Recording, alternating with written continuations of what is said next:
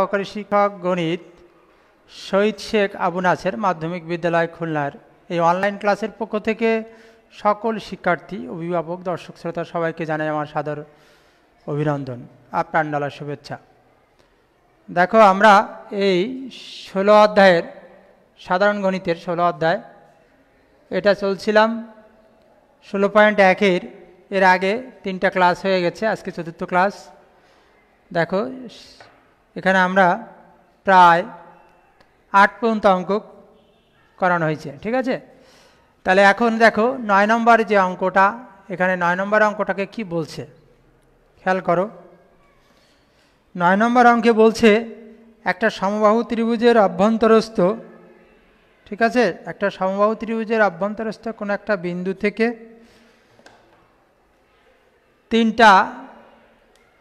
তিনটা বাহুর উপর অঙ্কিত লম্বের দৈর্ঘ্য দেওয়া আছে, ঠিক আছে। অর্থাৎ যদি এই যে একটা সমবাহু ত্রিভুজ, সাপোজ এরকম একটা সমবাহু ত্রিভুজ, এর অভ্যন্তরে একটা বিন্দু ধরো ও নিলাম, মনে করলাম এবিসি একটা সমবাহু ত্রিভুজ।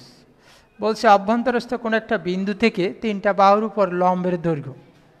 তাহলে আমরা এর উপর একটা লম্ব টানলাম, এটা টানলাম, ঠিক আছে। বাহুর উপর লম্ব যখন এই খেয়াল করো, তাহলে আগে অঙ্কটা পড়ো যে একটা সমবাহু ত্রিভুজের অভ্যন্তরস্থ কোনো বিন্দু থেকে 3টা বাহুর উপর, ঠিক আছে, 3টা বাহুর উপর অঙ্কিত লম্বের দৈর্ঘ্য 6 সেন্টিমিটার, 7 সেন্টিমিটার ও 8 সেন্টিমিটার দেয়া আছে, ঠিক আছে। তাহলে বলছে ত্রিভুজটির বাহুর দৈর্ঘ্য আর ক্ষেত্রফল। তাহলে দেখো এখানে আমরা 6, 7, 8, ঠিক আছে। তাহলে আমরা ইচ্ছা মতো দিলাম 6, 7, 8 এই। অর্থাৎ কোনো একটা বিন্দু থেকে, মনে করো এবিসি একটা সমবাহু ত্রিভুজ, তার অভ্যন্তরস্থ একটা বিন্দু ও থেকে 3টা বাহুর উপর যদি লম্বের দৈর্ঘ্য করে আমরা কি নামকরণ করি, যেমন ওডি, ই আর এটা আছে এফ দিলাম। অর্থাৎ ওডি ইকাল টু 8, ওই ইকাল টু 7, ওই এফ ইকাল টু 6, এটা লম্বের দৈর্ঘ্য দেয়া আছে। বলছে এই ত্রিভুজটির ক্ষেত্রফল আর বাহুর দৈর্ঘ্য চেয়েছে। তাহলে দেখো, যেহেতু লম্বের দৈর্ঘ্য দেয়া আছে, তাহলে আমরা একটা কাজ করি, ও থেকে এই 3টা বিন্দু যোগ করে দিই, এই, ঠিক আছে। তাহলে কি হয়ে গেল দেখো, এবার ডট ডট দিয়ে বুঝতে সুবিধা হবে তাই দিলাম। এবার দেখো ত্রিভুজ হয়ে গেছে, 3টা ত্রিভুজ অংশ হয়ে গেছে। দেখো O B C, O A C, O B A বা এ ও বি ত্রিভুজ 3টা। দেখো একটা আছে এ ও বি হয়েছে, ত্রিভুজ তোমার বিও সি, আর একটা ত্রিভুজ হয়েছে এওসি, ঠিক আছে। বিওসি, এওসি আর এওবি, এই যে 3টা ত্রিভুজ উৎপন্ন হয়ে গেল। তাহলে এই 3টা ত্রিভুজের ক্ষেত্রে আমরা কিন্তু এটাকে একটা লম্ব হিসেবে ধরতে পারি। যদি যে কোনো ত্রিভুজের ক্ষেত্রে আমরা যখন লম্ব পাব আর ভূমি, তখন কিন্তু আমরা ক্ষেত্রফলের সূত্র জানি যে হাফ ইন্টু ভূমি গুণ লম্ব বা উচ্চতা, তাই তো, হাফ ইন্টু ভূমি গুণ উচ্চতা। দেখো এই 3টা ত্রিভুজের ক্ষেত্রে ক্ষেত্রফল নির্ণয় করা সম্ভব, যেহেতু লম্বের দৈর্ঘ্য দেওয়া আছে। তাহলে হাফ ইন্টু ভূমি আর লম্ব বা উচ্চতা যেটাই, তাহলে আমাদের দেখো এই 3টা ত্রিভুজের ক্ষেত্রফলটা কিসের সমান হবে? এই 3টার যোগফলটাই হবে কিন্তু ত্রিভুজ এবিসি, বড় ত্রিভুজের ক্ষেত্রফল, যেখানে বড় ত্রিভুজটা একটা সমবাহু ত্রিভুজ, এটা উল্লেখ করা আছে। তাহলে সমবাহু ত্রিভুজ যদি হয়, তাহলে আমরা বাহুর দৈর্ঘ্য ধরে নেব, ঠিক আছে। দেখো আমরা বলতে পারি, আমরা একটু বলতে পারি যে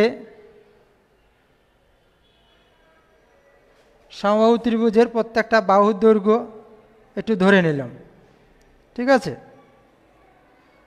সমবাহু ত্রিভুজের মনে করি ত্রিভুজ এ বি সি সমবাহু ত্রিভুজের সমবাহু, এটা আমরা মুছে দিলাম, সমবাহু ত্রিভুজের প্রত্যেক বাহুর দৈর্ঘ্য তোমার কিভাবে বলতে পারি আমরা, A B equal to BC equal to AC equal to ছোট হাতের এ দিলাম এ সেন্টিমিটার, ঠিক আছে, এ সেন্টিমিটার। এই তাহলে খেয়াল করো, এবার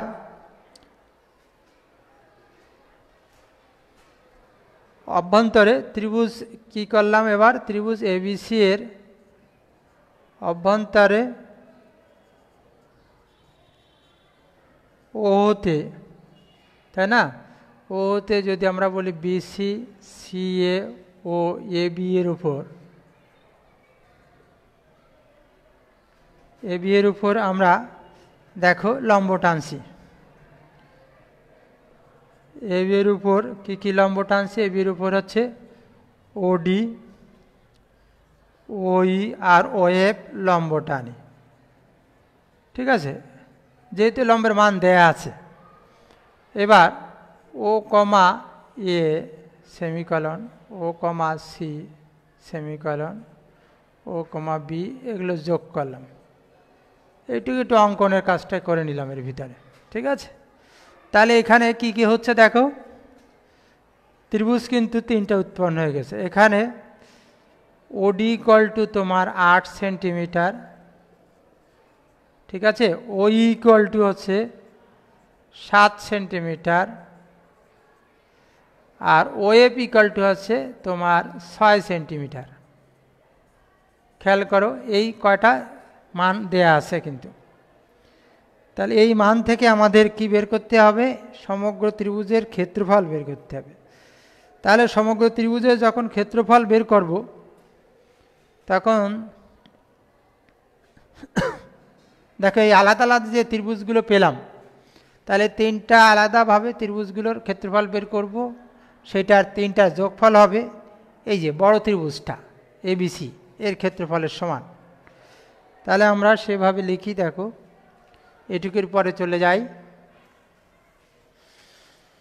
প্রত্যেকটা ত্রিভুজ এর ক্ষেত্রফলগুলো আমরা একটু লিখি, ঠিক আছে। প্রথমে দেখো এবিসি একটা সমবাহু ত্রিভুজ, যেহেতু বাহুর দৈর্ঘ্য যদি এ হয় তাহলে আমরা জানি ক্ষেত্রফল, তাহলে ত্রিভুজ এবিসি এর ক্ষেত্রফল হবে তখন,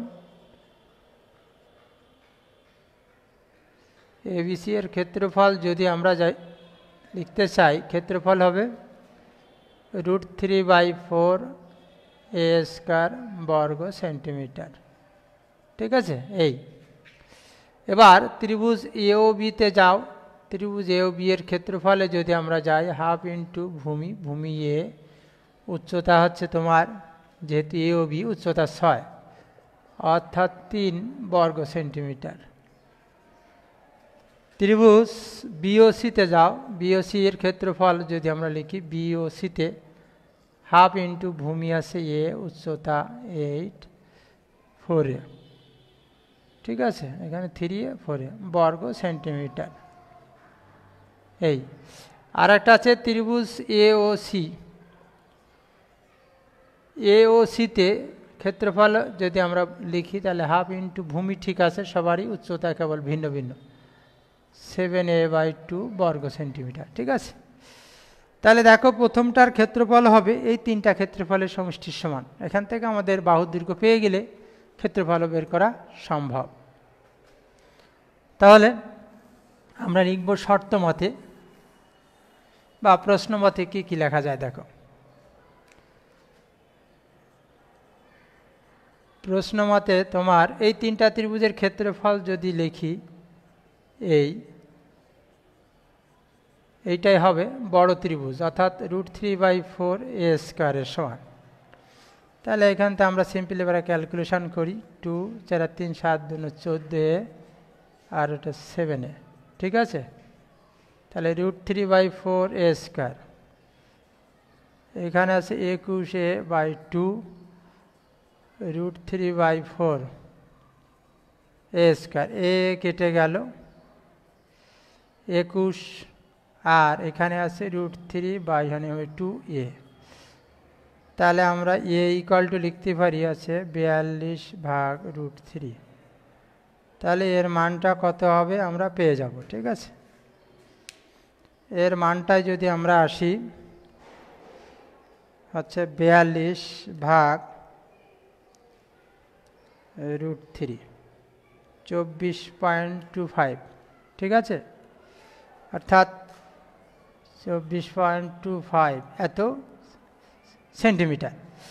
তাহলে এটা বাহুর দৈর্ঘ্য হয়ে গেল। অতএব ত্রিভুজ ABC এর ক্ষেত্রফল হবে, বাহুর দৈর্ঘ্য যদি হয়ে যায় তাহলে √3/4a²। এ বলতে হচ্ছে 24.25 এই এত বর্গ সেন্টিমিটার। তাহলে এটাকে আমরা একটু করে আসি। দেখো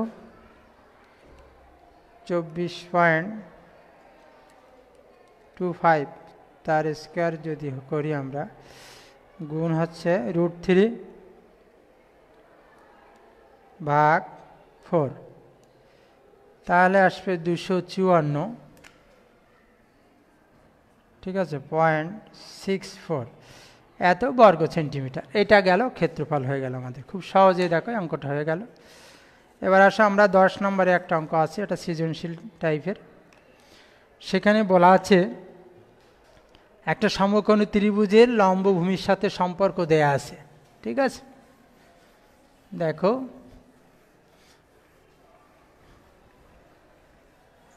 একটা সমকোণী ত্রিভুজের যদি অঙ্কটা পড়ো তোমরা বুঝতে পারবে। একটা সমকোণী ত্রিভুজের লম্ব আর ভূমির সাথে সম্পর্ক। ধরো একটা সমকোণী ত্রিভুজ যদি আমরা আঁকি,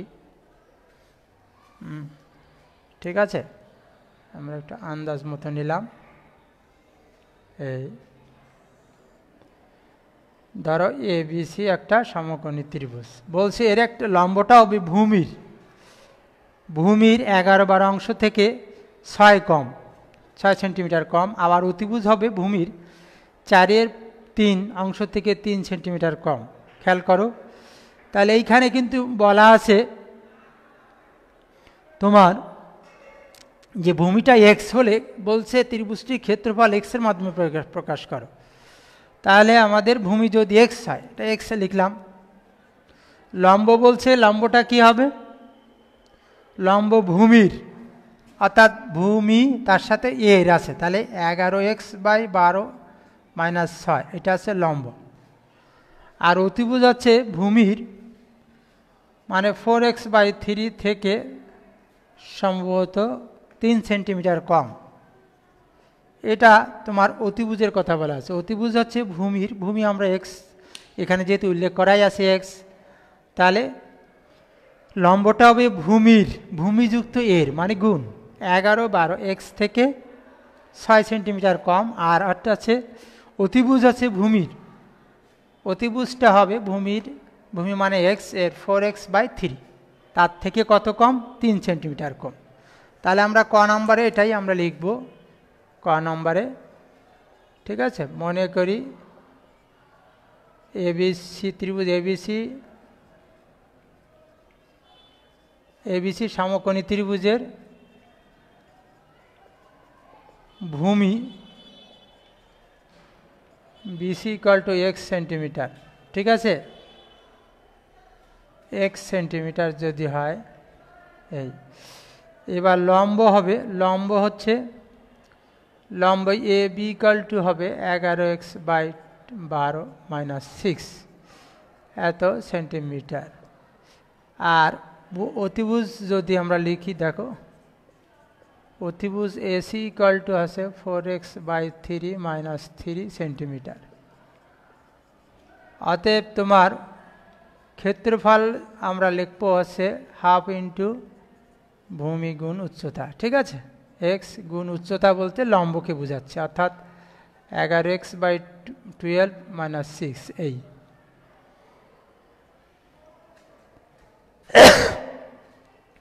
তাহলে এখানে তুমি ক্যালকুলেশন করে রাখতে পারো অথবা এইভাবেও রাখতে পারো, 11x/12 - 6, যেহেতু কাটাকাটি আর খুব বেশি যাচ্ছে না রেখে দিলাম।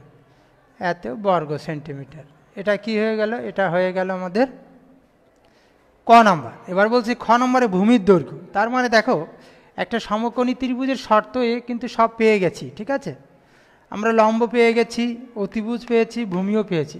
অজানা রাশি এর ভিতরে আছে ঠিকই, সেটা মান বের করে ফেলবো কিভাবে? দেখো পিথাগোরাস উপপাদ্য যদি ব্যবহার করি তাহলে কিন্তু সহজে মানটা বের করা যাবে।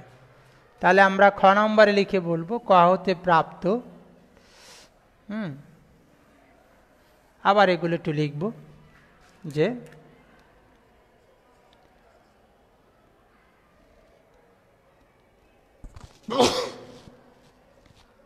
ক হতে প্রাপ্ত, ঠিক আছে? ক হতে প্রাপ্ত ভূমি বিসি ইকুয়াল টু হচ্ছে এক্স সেন্টিমিটার, লম্ব A B equal to 11x/12 minus 6 centimetre, আর অতিভুজ এসি ইকুয়াল টু হচ্ছে এত সেন্টিমিটার। এই তাহলে আমরা পিথাগোরাস উপপাদ্য অনুসারে পিথাগোরাসের যদি উপপাদ্য অনুসারে কি লেখা যাবে? উপপাদ্য অনুসারে একটু ক্যালকুলেশন করা ছাড়া আর কিছু নাই। উপপাদ্য অনুসারে আমরা লিখতে পারি AC square equal to A B square plus BC square, ঠিক আছে? এবার মানগুলো বসিয়ে দাও, খুবই সহজ। দেখো 4x/3 মাইনাস 3 তার একটা স্কোয়ার, এ বি বলতে আছে 11x/12 মাইনাস 6 তার একটা হলো স্কোয়ার, আর বিসি বলতে তোমার এক্স স্কোয়ার। এই একটু ক্যালকুলেশনটাই বড় হচ্ছে, তাই ছাড়া আর কিছু না। তো এখানে দেখো যদি তুমি লসাগু করেও নিতে পারো, অথবা এভাবে যদি করো a square minus 2 into a b plus b square. এখানেও তাই দেখো 11x/12 a square minus 2 into 11x/12 into 6 plus 36, আর এখানে এক্স স্কোয়ার তো আছে, ঠিক আছে? একটা সূত্র বসিয়ে দিয়েছে, আর কিছুই না। তাহলে এখানে কি কি হচ্ছে দেখো, 16x²/9, এখানে 3 3 কেটে গেল 8x, এখানে 9, ঠিক আছে?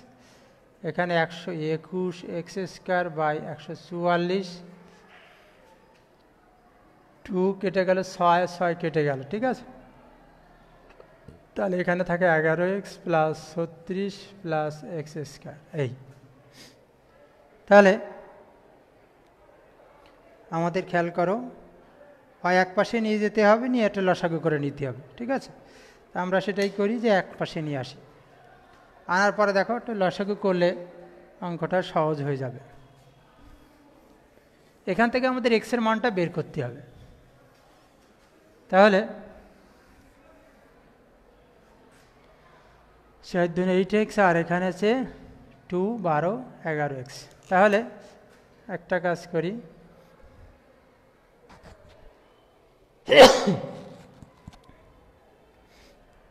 তাহলে 16x²/9 minus 8x plus 9, 121x²/144 plus 11x minus 36 minus x² equal to 0, ঠিক আছে? সব এক পাশে আনলাম। এবার লসাগু করার আগে একটু যোগ বিয়োগ করে নিই। এই 9, 8x মানে প্লাস 3x, আর মাইনাস x² তো আছে, মাইনাস 27 আছে, আর 121x²/144 আছে, ঠিক আছে? এই 0, অর্থাৎ 8x 3x² x² দিয়ে আমরা এটা পেলাম। এখন দেখো যদি লসাগু করো, লসাগুতে যদি আমরা দেখি 144 হবে, 9 9 শিলং, আর ঠিক আছে 144, তো তাহলে 16, এখানে হবে 256 x² প্লাস 144 গুণ 3, 32, ঠিক আছে। 432x মাইনাস 144x স্কোয়ার, আর যদি 27-এর সাথে আমরা গুণ করে একটু বড় হবে তাহলেও থাক 144, 3,888, আর এখানে হবে 121x স্কোয়ার ইকুয়াল টু 0। তাহলে এটা নিচেরটা 0 হয়ে যাবে। এক্স স্কোয়ারে দেখো তোমার 256,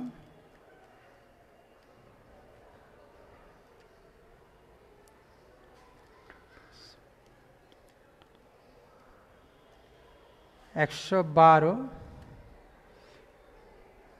বারো যদি প্লাস হয় 112, এখানে দেখো -9 এক্স স্কোয়ার হয়, আর এক্সের জায়গায় ঠিক আছে 432x মাইনাস 3,888, এটা 0 হয়ে যাবে, নিচেরটা 0 হয়ে যাবে, ঠিক আছে। তাহলে দেখো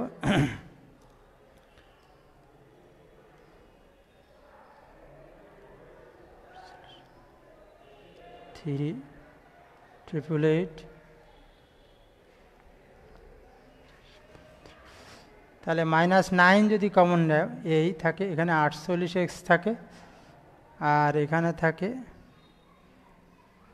9 দিয়ে যদি আমরা দিই তাহলে 432, ঠিক আছে। এই তাহলে এবার আমরা সহজে ক্যালকুলেশন করব। 432কে আমরা 9 তো চলে গেল, ঠিক আছে, 9 - 9 এটা শূন্যের সাথে হয়ে গেল, এখানে 48x 432। তাহলে আমরা 432কে যদি আমরা ভেঙে দেখি, 2 16 × 32, 2 108, 2 554, 2 3, এখানে হবে 27, মানে তোমার 3টা 3, ঠিক আছে, 3টা 3। তাহলে 2 2 4 2 8, 3 8 24, 3 3 9 3 18, 24 হবে না। তাহলে এখানে দেখো 54,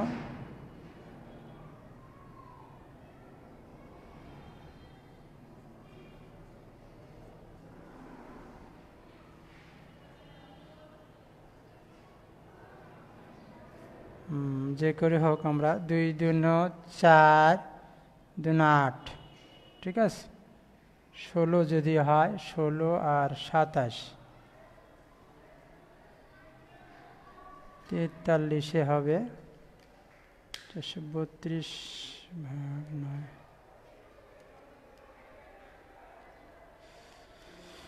তাহলে আরও একটা করে আসি আমরা। এখানে দেখো 2 2 4 2 8, 3 3 9, 72, 3 2 6 হবে না, 2 2 4 2 8,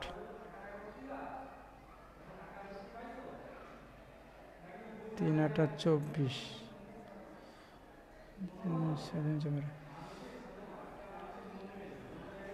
3 3 9, 36, আর এদিকে 2 3 4 3 0 বলে 36 আর 12, ঠিক আছে। তাহলে 36 আর 12 করলে হয়ে যাচ্ছে 36 গুণ তোমার 12, তাহলে 432 হবে।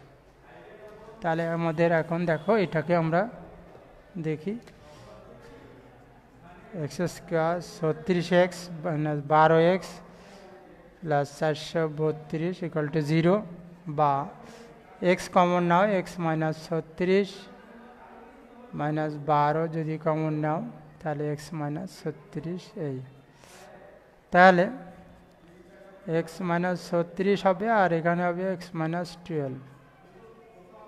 তাহলে সুতরাং অথবা দিয়ে আমরা লিখতে পারি, যেহেতু দুইটা আসছে, সুতরাং এক্স মাইনাস 36 ইকুয়াল টু 0, অতএব এক্স ইকুয়াল টু 36, আর অথবা দিয়ে যদি দেখো এক্স মাইনাস 12, ঠিক আছে। তাহলে ভূমির দৈর্ঘ্য হয় 12 হবে, না 36 হবে, যে কোনো দুটোর একটাই হবে। এবার বলছে গ নম্বরে বলছে ভূমির যদি 12 সেন্টিমিটার হলে এর পরিসীমার সমান পরিসীমা বিশিষ্ট। পরের অঙ্কটায় আসি আমরা। বলছে ভূমির মান আছে 12, ঠিক আছে, ভূমির মান যদি 12 হয় তাহলে এখানে যদি 12 হয়, ভূমির মান 12, ভূমির মান 12 হলে তাহলে বলছে এর পরিসীমার সমান পরিসীমা বিশিষ্ট সমবাহু ত্রিভুজের ক্ষেত্রফল। তাহলে যদি এখানে 12 হয়, দেখো আমাদের এখানে কি ছিল, ভূমি যদি 12 সাপোজ, তাহলে গ নম্বরে ভূমি কয়চিত্র হতে, ভূমি হচ্ছে তোমার BC = আছে 12 সেন্টিমিটার। এবার লম্ব যদি দেখি, লম্বে হচ্ছে তোমার ছিল, লম্ব AB-তে ছিল হচ্ছে 11 × 12/12 - 6 অর্থাৎ 5 সেন্টিমিটার। আর অতিভুজে দেখো, অতিভুজ AC = হচ্ছে তোমার 4/3, তাই তো 4x/3 ছিল, 4/3 থেকে কম, তাহলে 4 × 4 = 16, থেকে 3 বাদ দিলে থাকবে 13 সেন্টিমিটার। ঠিক আছে, তাহলে বলছে এটার এই ত্রিভুজটার পরিসীমা, তাহলে একটা দেখো লম্ব পেয়ে গেলাম 5 আর এটা 13, এই ত্রিভুজটার পরিসীমার সমান পরিসীমা বিশিষ্ট সমবাহু ত্রিভুজের ক্ষেত্রফল। তাহলে ত্রিভুজ ABC এর পরিসীমা হবে, দেখো ABC এর পরিসীমা বলতে বোঝাচ্ছি আমরা 5, 12 আর 13, 30 সেন্টিমিটার। ঠিক আছে, এটাই বলছে সমবাহু ত্রিভুজের পরিসীমাও কিন্তু এটাই 30 সেন্টিমিটার। ওই পরিসীমার সময় এই পরিসীমা হবে। তাহলে সমবাহু ত্রিভুজের এক বাহুর দৈর্ঘ্য হবে, এক বাহুর দৈর্ঘ্য অবশ্যই তোমার কি হবে, 30/3 10 সেন্টিমিটার।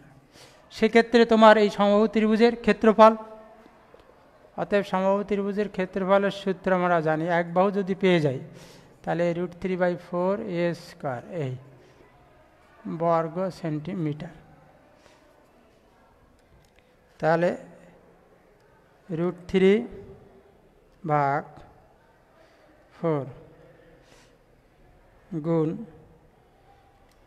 100, তাহলে দেখো 4.30 এত বর্গ সেন্টিমিটার। তাহলে এটাই কিন্তু কি হলো, সমবাহু ত্রিভুজের ক্ষেত্রফল হয়ে গেল। বলছে এই ত্রিভুজটার ভূমি যদি 12 হয়, তাহলে আমরা লম্ব একই কায়দায় মানগুলো বসিয়ে দিয়ে পরিসীমা মানে 3টে বাহুর যোগফল, আর এই পরিসীমাটাই হবে সমবাহু ত্রিভুজের পরিসীমা 30। তাহলে এক বাহুর দৈর্ঘ্য আমরা 3 দিয়ে ভাগ করলে পেয়ে যাব। আর যদি তাই হয়ে যায় তাহলে তার ক্ষেত্রফল নির্ণয় করা সম্ভব, √3/4a²। ঠিক আছে, তাহলে আমরা যদি দেখি, আমরা একটু ক্যালকুলেশন করে দেখি, √3 গুণ 100/4। ঠিক আছে, এই তাহলে এই পর্যন্তই। ধন্যবাদ সবাইকে।